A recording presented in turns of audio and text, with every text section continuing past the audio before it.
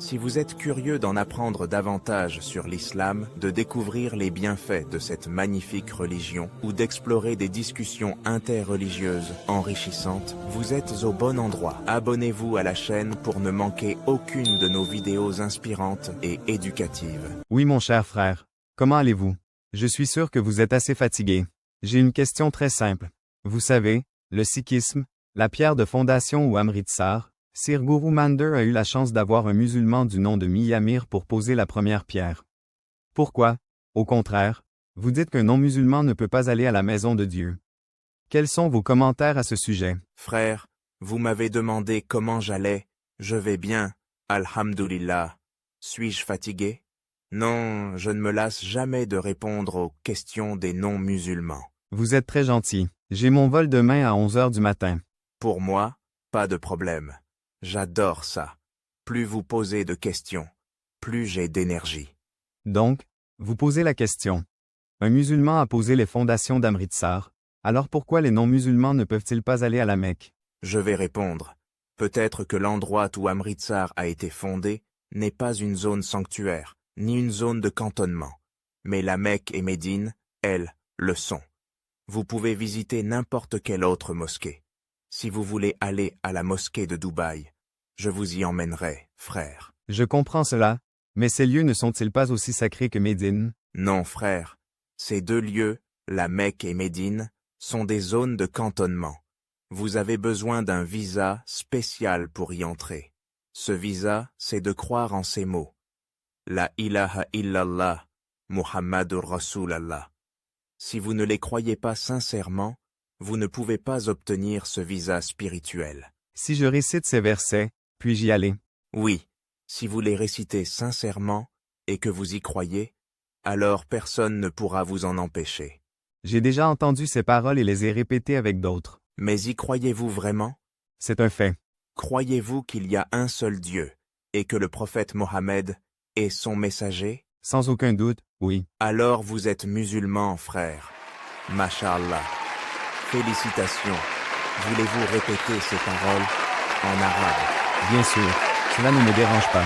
Dites après moi, Ashhadu an la ilaha illa Allah, wa ashhadu anna Muhammadur Rasul, Allah. Je rends témoignage qu'il n'y a pas d'autre Dieu qu'Allah, et je rends témoignage que Mohammed est le messager et le serviteur d'Allah. Masha'Allah. Frère, qu'Allah vous récompense. Nous vous accueillons dans la religion de la paix. Quand vous voulez visiter la Mecque et Médine, faites-le moi savoir. Je sponsoriserai votre voyage. Merci beaucoup. Que Dieu vous bénisse. Inch'Allah. Je continuerai à propager ce message de paix. Que Dieu vous bénisse aussi. Le monde a besoin de paix et des leaders de paix comme vous. Mes bénédictions vous accompagnent. Mes chers frères et sœurs, assalamu alaykum wa rahmatullahi wa barakatuh. Encore une fois, nous allons parler d'un sujet essentiel. Les bienfaits de rejoindre l'islam, non seulement dans ce monde, mais aussi dans l'au-delà. L'islam était bien plus qu'une religion. C'est un mode de vie complet, conçu par notre Créateur, Allah subhanahu wa ta'ala, pour guider l'humanité vers le succès éternel. Les bienfaits dans ce monde. Allah dit dans le Saint-Coran, « Quiconque, homme ou femme, accomplit de bonnes œuvres, tout en étant croyant, nous lui ferons vivre une bonne vie, et nous les récompenserons certes, en fonction des meilleures de leurs actions. » Sourate An-Nahl, sourate 16, verset 97. Dans ce verset, Allah promet une bonne vie à ceux qui adoptent la foi et agissent selon ses enseignements. Mais quels sont ces bienfaits dans ce monde? 1. La paix intérieure. Lorsque l'on embrasse l'islam, on trouve une connexion directe avec Allah, notre Créateur. Cette connexion apaise le cœur et donne un sens à la vie. Allah dit, « En vérité, c'est par l'évocation d'Allah que les cœurs se tranquillisent. » Sourate Ar-Ra'd, sourate 13, verset 28. 2. Une communauté unie. L'islam offre une fraternité universelle. Peu importe la race, la langue ou la culture, chaque musulman est un frère ou une sœur. Le prophète Muhammad a dit, le croyant pour un autre croyant est comme une construction dont chaque partie renforce l'autre. Sahih al-Bukhari. 3. Des bénédictions dans les affaires mondaines. Les enseignements de l'islam encouragent la justice, l'honnêteté et la générosité. Cela améliore non seulement la qualité de vie personnelle, mais aussi les relations avec autrui. Les bienfaits dans l'au-delà. Ce monde est temporaire, mais l'au-delà est éternel. Embrasser l'islam assure non seulement le succès ici-bas, mais surtout une place honorable dans l'au-delà. 1. Le pardon des péchés.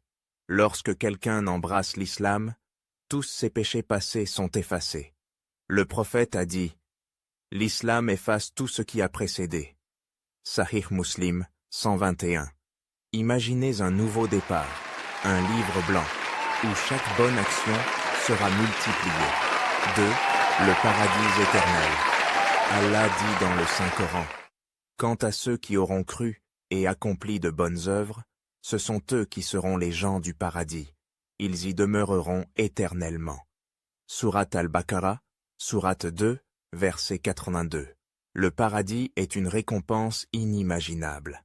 Le prophète a décrit « Allah a dit, j'ai préparé pour mes serviteurs ce qu'aucun œil n'a vu, aucune oreille n'a entendu, et ce qu'aucun esprit humain n'a jamais imaginé. » Sahih al-Bukhari. 3. La satisfaction d'Allah. Le plus grand bienfait dans l'au-delà est d'obtenir la satisfaction d'Allah et de le voir.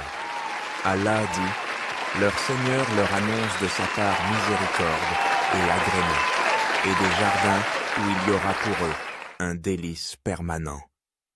Sourate At-Tawbah, sourate 9, verset 21. Mes chers frères et sœurs, l'islam est un cadeau d'Allah pour toute l'humanité. Rejoindre cette religion apporte non seulement la sérénité dans ce monde, mais également le salut dans l'au-delà. Si vous croyez qu'il n'y a qu'un seul Dieu, Allah, et que Muhammad est son messager, n'attendez pas. Dites dès maintenant, Ashhadu an la ilaha illallah, wa ashhadu anna Muhammadur Rasulallah. Félicitations à ceux qui acceptent cette vérité. Qu'Allah vous guide, vous bénisse et vous accorde les meilleures récompenses, ici-bas et dans l'au-delà.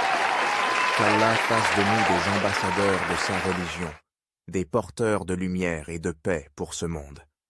Continuez à apprendre, à partager ce message et à appeler à l'islam avec sagesse et bienveillance. Wa assalamu alaykum wa rahmatullahi wa barakatuh.